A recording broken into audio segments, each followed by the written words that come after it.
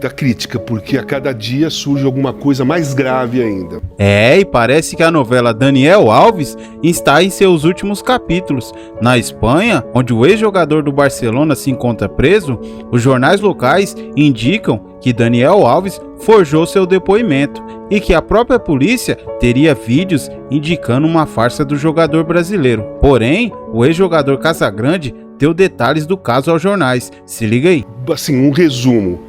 Cara, ele... Primeira coisa, quando saiu a notícia, ficou público, ele gravou um vídeo, falou que não conhecia a menina, nem sabia o nome dela, primeiro.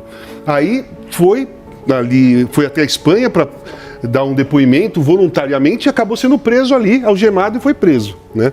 Então, depois ele fez um depoimento dizendo que foi ela que foi para cima dele e tal, né?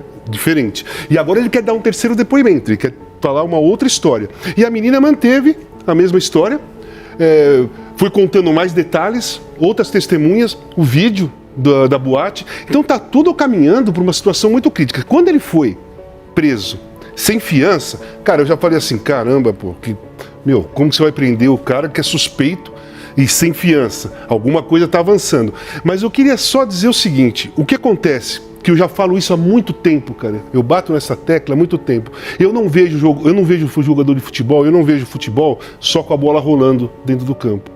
Eu tenho uma visão bem ampla. Porque o jogador de futebol, ele é um cidadão brasileiro. É que os caras de algumas gerações para cá, eles estão confundindo. Eles acham que nascem jogador de futebol. Então, como o jogador de futebol pode fazer o que ele quer, porque o clube protege, o clube dá isso, eles acham que sai na rua e podem fazer o que quer também com as pessoas. Aí entra uma arrogância, a prepotência e a soberba. Porque no caso de assédio, a advogada pode até falar melhor do que eu, no caso de assédio, o homem, o machista, o cara que faz o assédio, ele chega com poder, ele chega desqualificando, diminuindo, porque ele só vai conseguir o ato criminoso tendo poder, diminuindo aquela pessoa e sendo mais do que ela. E isso vem acontecendo no futebol, principalmente. Eu falo do futebol porque eu sou jogador e trabalho como comentarista e colunista no futebol. Eu vejo diversos, né? O caso do Robinho aí, é vergonhoso o caso do Robinho. O Flávio Dino, né?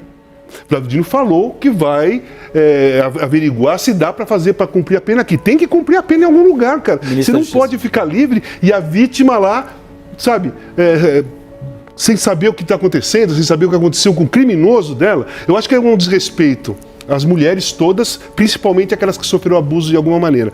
E no caso do Daniel Alves, eu acho que a justiça espanhola teve como base, além de ter coisas para prender e não por fiança, o caso do Robinho. Eles não quiseram que o cara fosse embora. Se ele vai embora, é julgado, é condenado e depois não tem extradição. Então eu acho que vai ser um caso exemplar, caso seja confirmado, seja julgado e seja condenado. Se for condenado, eu acho que a condenação vai ser pesada e exemplar, para realmente parar com isso, porque não é só o Robinho, não está sendo só o Daniel Alves, tem jogador na Inglaterra, tem jogadores na Itália, tem espalhados pelo mundo todo, tem noticiários frequentes de jogadores, até no campeonato inglês, de estupro, sabe? O jogador de futebol, depois que virou celebridade, né? Porque antes, na minha época, a gente treinava para virar jogador de futebol, mas nunca perdia a posição de cidadão. Até no meu caso, que vem da democracia corintiana. Nós éramos cidadãos, só éramos jogador dentro do campo e no treino. E com a mudança de estrela do futebol para celebridade, isso complicou, eu acho que dificultou a cabeça desses caras, porque não tem um acompanhamento psicológico, então o cara se perde. Não é justificativa para erro nenhum, principalmente para um estupro, que não é erro, hein? Estupro não é erro, é crime.